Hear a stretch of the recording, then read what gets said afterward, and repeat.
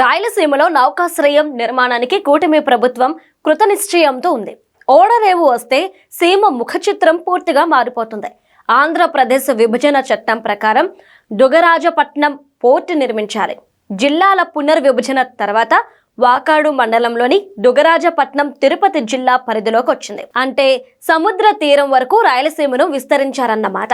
రాయలసీమలో కోస్తా తీరం కలవడంతో ఇప్పుడు ఈ ప్రాంతం అసలైన సీమాంధ్రగా మారింది. దుగరాజపట్నం శ్రీహరికోటకు దగ్గరగా ఉండటంతో ఇక్కడ పోర్టు నిర్మాణానికి ఇస్రో అభ్యంతరం చెప్పింది. మరోవైపు పులికాట సరస్సు సమీపంలో పోర్టు నిర్మిస్తే పర్యావరణానికి హాని కలుగుతుందనే ఆందోళనలు వినిపించాయి.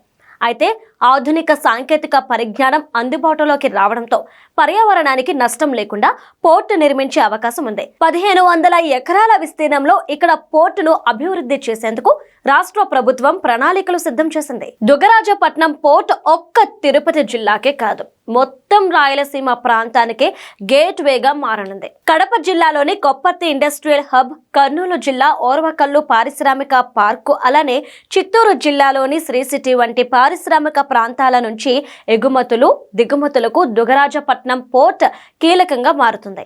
గత వైసీపీ ప్రభుత్వ హయాంలో ఈ పోర్టు నిర్మాణం గురించి పట్టించుకోలేదు. కూటమి ప్రభుత్వం అధికారంలోకి రాగానే సమస్యలను పరిష్కరించి దుగరాజపట్నం పోర్టు పనులు ప్రారంభించారు. ఇక్కడ నౌకాశ్రయం పూర్తయితే సమీపంలోని గూడూరు, నాయుడుపేట ప్రాంతాలు పారిశ్రామికంగా అభివృద్ధి చెందే అవకాశం ఉంటుంది.